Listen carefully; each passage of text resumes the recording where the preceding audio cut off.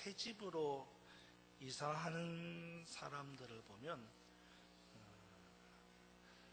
공통된 것이 하나 있습니다.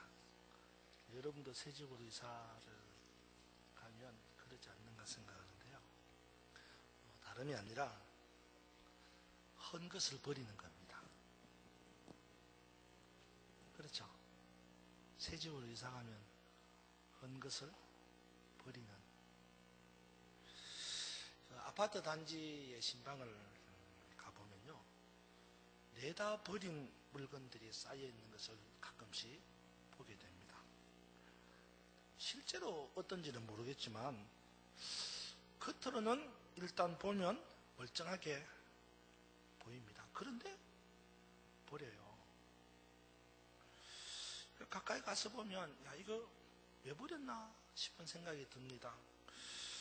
내가 가져가서 써도 되겠다, 그런 생각이 드는 거죠. 근데 여러분, 그 사람 왜 버렸을까요, 그걸? 네? 우리가 보기에는 쓸만한데 왜 버렸을 것 같아요? 뭐 겉으로는 멀쩡해도 실제로 사용할 수가 없어서, 그래서 뭐 내다 버린 물건들도 있겠지만 대부분 새 집으로 이사를 가기 때문에 내가 사는 이 새 집에는 적합한 물건이 아니다, 이런 생각을 해가지고 내다 버리는 것으로 생각이 들어요. 그래요, 안 그래요? 그렇죠? 네. 그 말은 무슨 말입니까? 새 집에 있어야 할 물건이 아니다, 이런 말이에요. 다른 사람이 볼 때는 낭비입니다. 그죠? 다른 사람이 볼 때는 아깝다라는 생각을 하게 됩니다. 그러나 실제로 사용하는 그 사람 입장에서 보면 내가 살 새 집에 적합하지 않다는 거예요. 근데 이게요, 나중에 입장이 바뀌면 똑같아요. 내가 그렇게 생각을 했단 말이에요. 그 아파트에 버려진 물건을 어쩌고 왜 버리냐, 쓸만한데, 이러는데 실질적으로 제가 새 집으로 이사를 가면 저도 내가 사는 그 집에 합당하지 않는 물건이라고 생각하니까 내다 버리는 거예요. 그러고 보면요, 새 것이 짝을 이루는 거예요. 무슨 말인지 알죠? 새 것은 새 것과 짝이 되는 거예요. 새 것과 헌 것이 짝이 될 수 없다라는 말이에요. 그런 면에서 예수님도 복음서에서 이런 말씀을 하셨습니다. 생각나죠? 내가 이렇게 딱 말하니까 뭐라 그러세요? 새 포도주를 낡은 가죽 부대에 넣지 아니하나니, 그렇게 하면 부대가 터져 포도주도 쏟아지고 부대도 버리게 되느니라. 그러면서 뭐라 그래요? 새 포도주는 새 부대에 넣어야 한다 그랬어요. 그렇습니다. 새 것과 새 것이 짝이 되는 거예요. 새 것과 헌 것을 같이 하면 새 것도 버리고 헌 것도 버리게 된다는 겁니다. 그러면 여러분은 어떻습니까? 과연 여러분은 새 것과 새 것이 같이 있게 합니까? 이 말은요, 꼭 사물에만 적용되는 게 아닙니다. 물건에만, 새 것이라는 물건에만 적용되는 게 아니다, 그 말이에요. 사람도 마찬가지예요. 사람도. 보세요. 산 사람은 누구와 같이 있어야 돼요? 산 사람과 같이 있어야죠. 산 사람이 죽은 사람과 같이 있다? 이건 맞지 않는 거예요. 여러분들 본 적이 있는지 모르는데 언젠가 제가 그런 기사를 본 적이 있습니다. 영혼 결혼식. 이런 참 들어봤어요.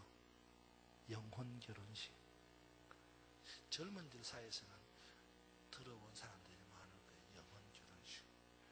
말 그대로 영혼 간에 결혼을 하는 거예요. 아니면 영혼과 결혼하는 거예요.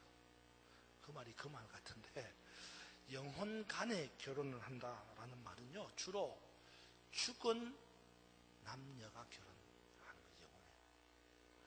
예를 들어서 생전에 사귀던 두 사람이 1년의 사고로 말미암아 죽게 되면 그 죽은 두 사람의 넋을 달래준다고 처녀 귀신하고 총각 귀신하고 유족들이 결혼시키는 거예요. 그래서 영혼 간의 결혼이라고 합니다. 이와는 약간 다르게 영혼과의 결혼식이 있는데, 이건 뭐냐면 죽은 사람하고 산 사람하고 결혼하는 거예요.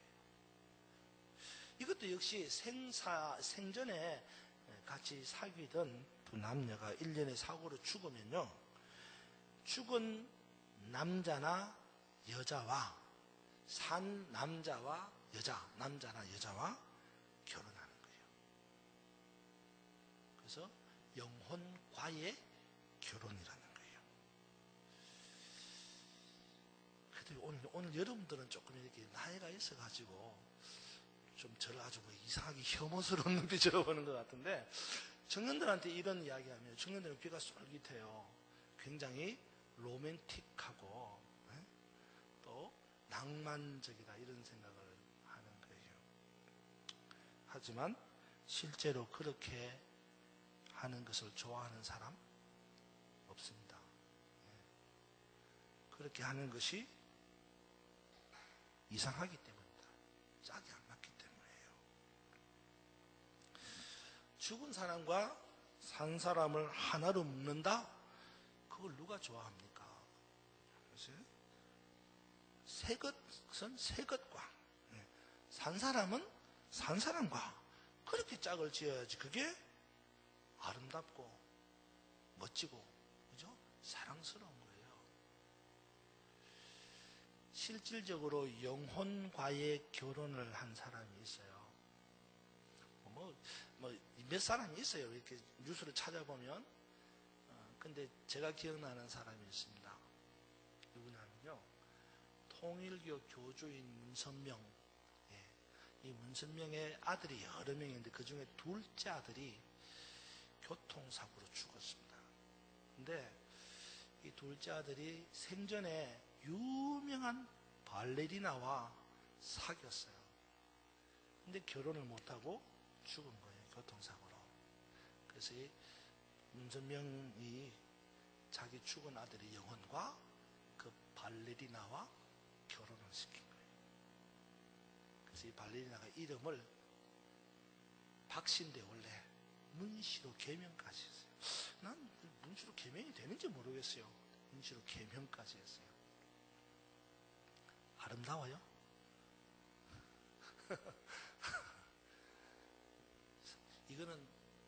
이거는 그들만이 할 수 있는 거예요. 그들만이.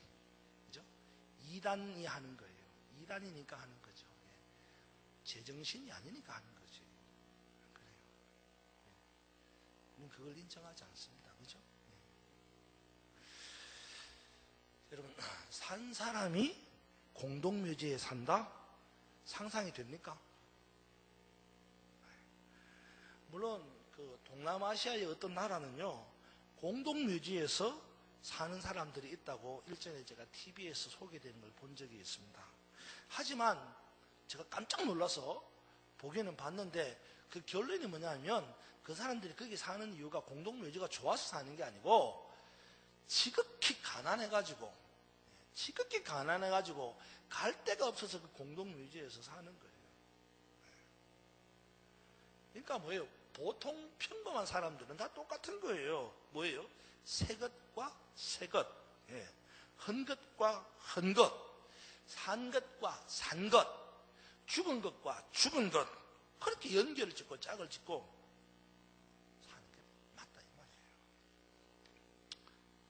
한다면 과연 우리도 그런가라는 질문이에요.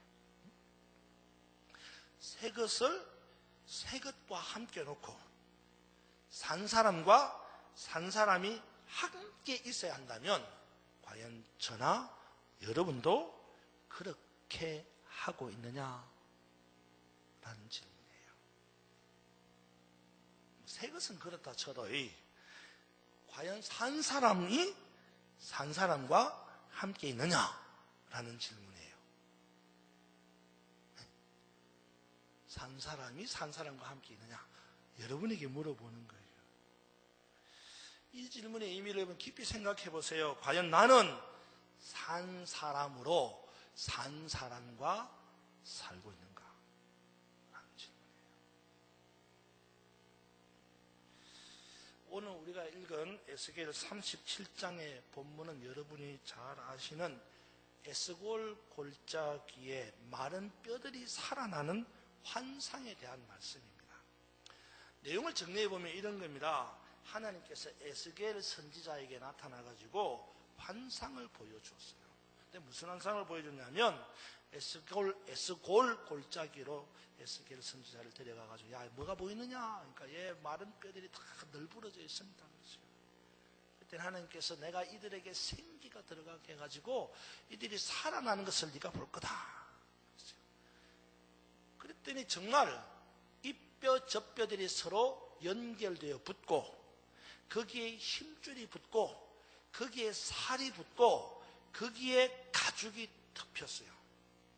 그리고 마침내 생기가 들어가서 이 마른 뼈들이 이제 산 사람이 되어서 큰 군대를 이루었어요. 그리고 이 큰 군대를 이룬 것들이 어디로 가느냐? 무덤을 열고 나와서 이스라엘 땅으로 들어갔다. 이렇게 환상을 본 거예요. 이 환상은 우리에게 두 가지 귀중한 가르침을 주고 있습니다. 두 가지. 하나는 뭐냐 그러면 반드시 뭐가 있어야 산다? 생기가 있어야 산다는 거예요. 그리고 다른 하나는 살아나는 것은 어디에 있지 않는다? 무덤에 있지 않는다는 거예요. 살아있는 것은 무덤에 있지 않아요. 무덤을 열고 나와 어디로 간다 그랬죠? 이스라엘 땅으로 간다 그랬어요. 살아있는 것은 더 이상 무덤에 머무르지 않는다는 거예요.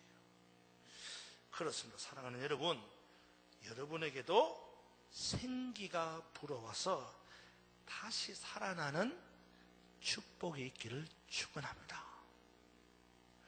뿐만 아니라 다시 살아서 더 이상 무덤에 머물러 있지 않고 새 하늘과 새 땅, 약속과 축복의 땅, 거룩한 새 예루살렘인 가나안에 머무는 은혜가 있기를 주님의 이름으로 축원합니다. 자, 이제 여러분 한번 자기 자신을 보세요. 나는 지금 어디 있는가? 여러분 지금 어디에 있어요? 네. 우리가 이렇게 물어봅니다. 당신은 지금 어디에 있습니까? 그러면 우리는 거의 저항 없이 이렇게 말합니다. 나는 세상 가운데 있다. 그렇죠? 우리는 다 세상 가운데 있습니다.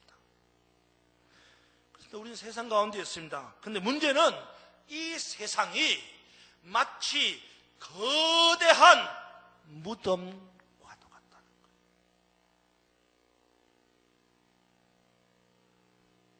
우리가 살아가는 이 세상은 거대한 공동묘지입니다. 여러분도 다 접한 소식이지만 며칠 됐나요? 3일, 4일 됐나요? 며칠 전에 기가 막힌 사건 사고를 접했습니다. 그죠? 다름이 아닌 18살 난 소녀가 8살 난 초등학교 여아를 유괴해서 죽이고 시신을 훼손하고 그리고 그걸 유기했어요. 이 사건의 전모를 들은 모든 사람들이 대부분 야, 왜 그럴 수 있냐? 왜 그럴 수 있냐? 18살 도저히 이해가 안 돼. 그렇게 말합니다. 실제로 신방을 하면서 신방대원들과도 그런 이야기를 저는 같이 했는데 신방대원들도 역시 똑같아요. 어떻게 그런 일이 있을 수 있어요? 정말로 이해가 안 됩니다. 그렇게 말하는 걸 들었습니다. 근데 사실은 그럴 수 있어요. 저는 이해가 됩니다, 여러분. 왜냐? 세상은 죽은 자들의 땅이기 때문에. 이 세상은 영혼이 죽은 자들이 사는 거대한 공동묘지이기 때문에. 에베소서 2장 2절에 보면 이런 말씀이 나옵니다. 제가 찾으려면 시간이 가니까 잘 들어보세요. 여러분 알고 있는 말씀이에요. 뭐냐면 그때에 너희는 그 가운데서 행하여 이 세상의 풍조를 따르고, 우리 보고 하는 이야기예요. 이 세상의 풍조를 따르고 그 다음에 공중의 권세 잡은 자를 따랐으니. 누구를 따라간다고요? 공중의 권세 잡은 자를 따랐으니 곧 지금 불순종의 아들들 가운데 역사하는 영이라. 그러니까 공중권세 잡은 자가 누구라고 하는, 뭐라는 거, 어떤 사람이라는, 어떤 것이라는 거예요? 공중권세 잡은 자가 불순종의 아들들 가운데 역사하는 영. 그러니까 공중권세 잡은 자는 영인데 어떤 영이냐? 불순종의 아들들 가운데서 역사하는, 일하는, 그러니까 불순종하게 만드는, 이 죄 짓게 만드는 이 영이라는 거예요. 그런데 에베소서 2장에 뭐라고 하냐면 우리는 누구냐? 불순종하게 만드는 이 영, 이 죄짓게 만드는 이 영, 공중권세 잡은 자를 따라가는 우리라는 거예요. 여러분 이렇게 따라가면 이 세상은 어디 되겠어요? 죄 지은 세상은 죄값이 뭐요? 죽음 아니요. 그런데 이 세상은 공동묘지지. 거대한 공동묘지예요. 우리가 사는 이 세상은 공중권세 잡은 자를 따라간다고 했는데 이 공중권세 잡은 자라는 것은 바로 불순종의 아들들 가운데 역사하는 영입니다. 그러니까 지금 우리가 사는 이 세상은 죄짓게 만드는 악한 영, 공중권세 잡은 자를 따라감으로 모두 다 마침내 죽음에 이르게 되므로 거대한 공동묘지, 무덤이라는 거예요. 그렇기 때문에 그러한 인면수심의 살인사건이 수도 없이 발생하는 거예요. 사실 우리는 2017년 3월에 발생한 이런 기가 막힌 사건을 들었지만 여러분 집에 가서 인터넷 뒤져보세요. 2006년에도 이런 일이 있었습니다. 그전에는 없었을까요? 있었어요. 똑같은 2006년에도 똑같은 이런 일이 있었어요.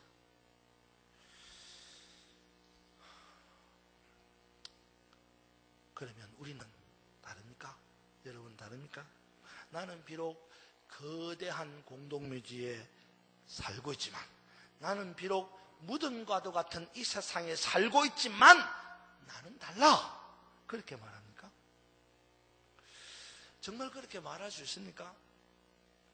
실제로 그렇게 말한다면, 그러니까 나는 이 공동묘지 같은 세상, 이 거대한 무덤 같은 세상에 나는 살고 있지만 나는 아니야, 나는 달라, 그렇게 말한다면 오늘 제가 본문을 시작할 때에, 말씀을 시작할 때에 들려주었던 그 원점으로 돌아가야 됩니다. 뭐라 그랬어요? 다 짝을 이루고 산다 그랬죠. 그렇죠? 네. 새 것은 새 것과, 산 것은 산 것과. 그러면 여러분 지금 산 것과 같이 하고 있어요? 죽은 것과 같이 하고 있어요? 이 세상이 거대한 공동묘지라면, 그 속에 내가 함께 살고 있다면 나는 그들과 함께 죽은 거예요. 바라기는 이 거대한 공동묘지와도 같은 이 세상을 빠져나와 이 공동묘지의 무덤을 열고 나와, 그리고 새하늘과 새 땅, 약속과 축복의 땅, 거룩한 새 예루살렘에 머무는 은혜가 있기를 주님의 이름으로 축원합니다. 하지만 그럼에도 불구하고 우리는 여전히 이 거대한 공동묘지 가운데 있지 않습니까? 그 말은 역시 우리도 여전히 죽은 자들과 같이 있는 죽은 자라는 거예요. 어떻게 합니까? 이 거대한 공동묘지에서 나오려면 어떻게 해야 합니까? 에스골 죽음의 골짜기에서 머물러 있던 이 마른 뼈들이 마침내 무덤을 열고 나오려면 어떻게 해야 하느냐 말이에요. 두말 없이 어떻게 해야 돼요? 살아나야 되는 거예요. 죽음의 골짜기를 떠나는 방법은 살아나야 하는 겁니다. 살아나지 못하면 계속해서 죽은 채로 있게 되고 결코 죽음의 골짜기를 떠날 수 없다는 말이에요. 그러면 살아나려면 어떻게 해야 됩니까? 바로 생기가 들어와야 되는 거예요. 여러분 5절을 한번 보시기 바랍니다. 5절을 같이 읽어보겠습니다. 5절 시작. 주 여호와께서 이 뼈들에게 이같이 말씀하시기를 내가 생기를 너희에게 들어가게 하리니 너희가 살아나리라. 계속해서 6절을 보시기 바랍니다. 시작. 너희 위에 힘줄을 두고 살을 입히고 가죽으로 덮고 너희 속에 생기를 넣으리니 너희가 살아나리라. 또 내가 여호와인 줄 너희가 알리라 하셨다 하라. 그렇습니다. 살아나는 딱 한 가지의 방법은 뭐가 들어와야 돼요? 생기가 들어와야 돼요. 여러분 보세요. 아무리 껍데기가 그럴싸해도 생기가 없으면 역시 죽은 거예요. 8절 보세요. 8절에 이렇게 말한다. 내가 또 보니 그 뼈에 뭐가 생겨요? 힘줄이 생기고 그 위에 뭐가 살이 오르고 그 위에 뭐가 가죽이 덮였는데 그 속에는 뭐가 없더라? 생기가 없더라. 뭐예요? 아무리 뼈가 연결되고 아무리 힘줄이 붙고 아무리 살이 붙고 아무리 가죽이 덮여서 겉으로 보기에는 그럴싸하게 보여도 생기가 없으면 여전히 죽은 거예요. 반드시 생기가 있어야 살아나는 거예요. 9절을 보십시오. 이렇게 말합니다. 또 내게 이르시되 인자야 너는 생기를 향하여 대언하라. 생기에게 대언하여 이르기를 주 여호와께서 이같이 말씀하시기를 생기야 사방에서부터 와서 이 죽음을 당한 자에게 불어서 살아나게 하라. 계속해서 10절을 보십시오. 이 네가 그에게 명령한 대로 되어나있더니 생기가 그들에게 들어가며 그들이 곧 살아나서 일어서는데 큰 군대더라. 그렇습니다. 살아나려면 반드시 뭐가 있어야 돼요? 생기가 있어야 됩니다. 여러분 지금 여러분 안에 생기가 들어와 있습니까? 거대한 공동묘지와도 같은 이 세상에 머물러 사는 여러분 역시 여전히 죽은 자들입니다. 나는 아니야. 천만의 말씀이에요. 공동묘지에 살면서 나는 살았다라고 하는 사람은 앞뒤가 안 맞는 말이에요. 공동묘지에서 함께 산다면 그는 죽은 자이고 만약에 살아있다면 공동묘지를 떠나야 되는 거예요. 근데 우리는 여전히 공동묘지에서 살고 있어요. 이 공동묘지와도 같은 세상 속에 살고 있다 이 말이에요. 그러면서 이 공동묘지와 같은 세상에서 어떤 사람은 더 잘 살아보려고 발버둥을 치는 거예요. 기가 막히잖아요. 죽은 자들의 삶 속에서 더 잘 살면 뭐가 달라집니까? 그래도 죽은 자밖에 더 되겠어요. 어차피 공동묘지 같은 세상인데 안 그래요? 여러분 이것을 분명히 알아야 합니다. 아무리 잘 살아도요 여전히 우리는 죽은 자들이 사는 공동묘지 가운데서 살고 있는 죽은 자라는 거예요. 그러기에 우리에게는 절대적으로 뭐가 필요합니까? 생기가 필요한 거예요. 죽은 자들이 사는 공동묘지를 떠나기 위해서 반드시 생기가 있어야 합니다.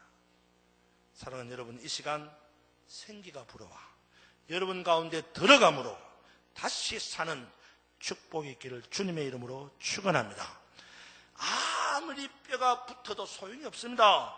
거기 힘줄이 붙어도 소용이 없습니다. 살이 붙어도 소용이 없고요. 가죽이 덮여도 아무런 소용이 없습니다. 반드시 생기가 있어야 합니다. 생기가 있어야 살아나는 겁니다.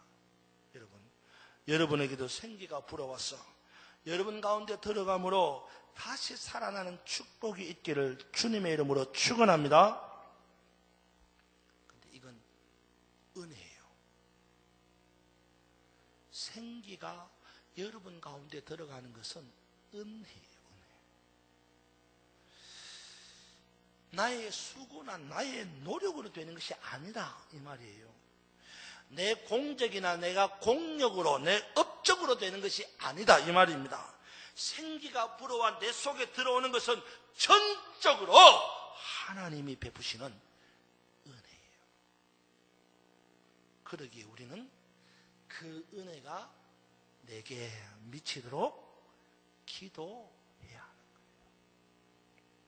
생기가 불어오도록 하나님께 기도해야 합니다. 하나님 아버지, 이 시간 이곳에 거룩한 하나님의 영, 생기, 성령이 불어와 내 안에 거하게 하옵소서. 예수님 이름으로 기도합니다. 아멘. 그렇게 기도해야 합니다. 간절히 바라기는 이 시간 생기가 불어오도록 기도하기를 바랍니다. 성령께서 여러분 모두에게 임재하시기를 간절히 기도하시기 바랍니다. 그러므로 성령께서 이 자리에 오시고 우리 가운데 거하심으로 다시 살아나는 축복이 우리 모두에게 있기를 주님의 이름으로 축원합니다. 그렇게 될 줄로 믿습니다. 성령께서 이 자리에 찾아오시고 우리 가운데 임재하실 줄로 믿으시기를 주님의 이름으로 축원합니다. 생기가 없으면 소망도 없어집니다. 생기가 없으면 다 멸절되는 거예요. 죽는 거예요. 여러분 11절 보세요. 또 내게 이르시되 인자야 이 뼈들은 이스라엘 온 족속이라. 그들이 이르기를 우리의 뼈들이 어떻다고요? 말랐고 우리의 소망은 어떻게 해요? 없어졌으니 우리는 다 멸절되었다. 죽었다는 거예요. 그렇습니다. 생기가 없으면요 죽은 것이고 죽은 것은 소망이 없어요. 저와 여러분에게 소망이 끊어진 이유가 뭡니까? 사실 소망이 끊어졌다는 말은요 소망 자체가 없다라는 말이 아니에요. 소망은 있어요. 그런데 소망을 내가 가지지를 못하는 거예요. 왜? 죽었기 때문에. 죽은 사람은요 소망을 못 가지는 거예요. 그래서 소망이 없는 거예요. 죽은 사람은 바라는 게 없다 이 말입니다. 죽은 사람이 뭘 바라겠어요? 죽은 사람은 바라는 게 없지. 안 그래요? 죽은 사람은요 이거예요. 여기가 좋사오니 그러면서 그 자리에 가만히 있는 거예요. 응? 아무것도 하고 싶은 게 없어요. 죽은 사람은 아무것도 하기 싫어요. 죽은 사람은 일하고 싶어 하지 않습니다. 죽은 사람은 기도하기 싫어합니다. 죽은 사람은 예배하기 싫어합니다. 죽은 사람은 성경 보기 싫어합니다. 죽은 사람은 아무것도 하지 않고 그냥 그 자리에 가만히 있는 걸 원하는 거예요. 원하는 것도 없지. 그냥 가만히 있는 거예요. 죽은 채로.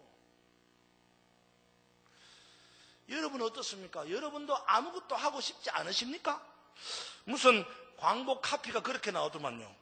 지금 아무것도 안 하고 있다. 앞으로 더 극렬하게 아무것도 하고 싶지 않다. 그런 광고가 있더만요. 그렇다면 여러분 죽은 사람이에요. 그건.